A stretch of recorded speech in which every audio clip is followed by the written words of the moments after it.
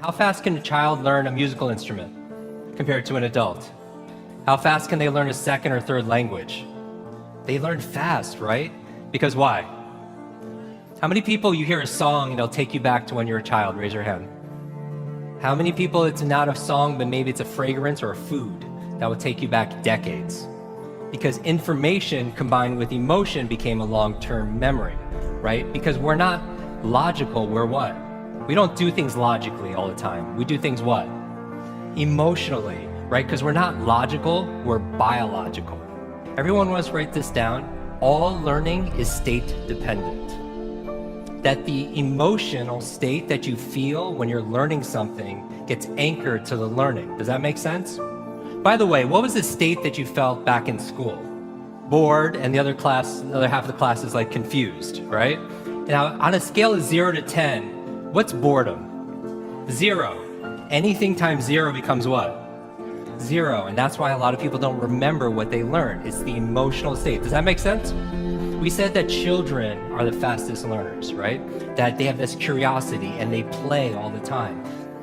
Now, it's been shown in science, the research, by playing more actually creates neurogenesis and neuroplasticity. Like Einstein didn't have a bigger brain than anyone here, but in certain areas of his brain, he had highly connectedness. He did these thought experiments where he would put himself in these brainwave states, specifically theta state. That's the state that you're in when you shower.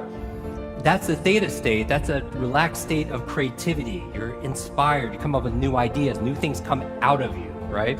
And so he had more connections in certain areas. And so you could promote that by playing more. We live in an age where it's not your muscle power, it's more your mind power. The faster you can learn, certainly the faster you can earn, but not just financially, in all the areas of your life. I remember recently, I got to introduce two of my modern day superheroes. It was Stan Lee. And we're going to dinner. I remember asking Stan, I was like, I have to know, you've created all these incredible superheroes. Who's your favorite? And he looks at me without a blink, he's like, Iron Man. And then he's like, Jim, who's your favorite superhero? I was like, Spider-Man. And without a pause, he says, with great power comes... The opposite is also true. With great responsibility comes great power.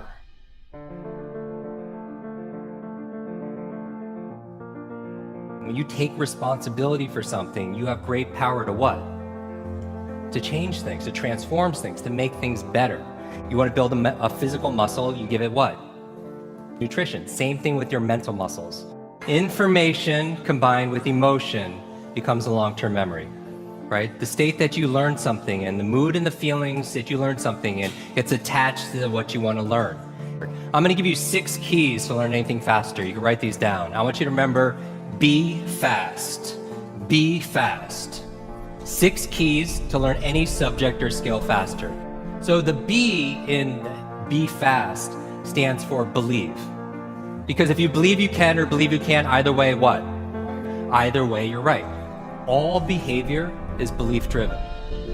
How many people here talking about memory? Because memory, forgetting is a state. A lot of people say, oh, I have a bad memory, right? They always think I have memory, or I have focus, or I don't have focus, or I have creativity, I don't have creativity. I want you to scrap that. Creativity is not something you have, it's something you do. Memory is not something you have, it's something you do. There's no such thing as a good or bad memory. There's just a trained memory and an untrained memory. Your brain is like a supercomputer, and your self-talk is a program it will run.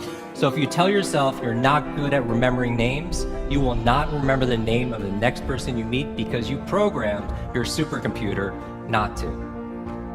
Your mind is always eavesdropping on your self-talk. And so the challenge here is this: too much information, too little time. The amount of information is doubling at dizzying speed, but how we learn it, how we remember it, has that changed at all? Your brain cycles through different brain waves. Beta is when you're most awake, delta is when you're asleep, theta is right above delta. That's the state of creativity we talked about. Like in between theta and beta, when you're most awake, is a state called alpha. Right? It's a state you go in when you meditate. State you go into when you do deep breathing. State you're also in when you watch television. The alpha state is a great state to learn in though. So how do you keep your brain active? So smart devices could be extremely convenient. I'll give you a third villain: digital dementia. This is the idea that we're outsourcing our brains to our smart devices. We're so reliant on our smartphones that our smartphones are making us stupid. It's convenient. I don't want to memorize 500 phone numbers, but we've lost the ability to memorize one. There is no learning without remembering. So B is believe. Believe you can, believe you can. Now the E, I'm gonna go through these really fast, is exercise. Exercise. And what I mean by this is I mean physical exercise. Because your brain, the primary function of your brain is to control your movement. As your body moves, your brain grooves. If you want to learn any subject or skill faster, the F is to forget. Forget. A lot of people don't learn faster because they feel like they know it already, right? So you want to forget about anything else than what you're learning here, temporarily. The A in fast stands for active. You take notes, you ask questions, you participate in it. The S in fast stands for state, that all learning is state dependent. All learning is state dependent. I never want to learn in a bored state, right? Most people, like when they read, they're in a bored state. People wonder why they don't remember what they read. So control your state. Finally, the T in fast and B fast stands for teach. You learn with the intention of teaching it to somebody else. If you had to teach this to somebody when you got back home, your team, your family, your friends, would you learn it differently, right? So you learn with the intention of teaching to somebody else. Because when you teach something, you get to learn it twice. Let me close with this.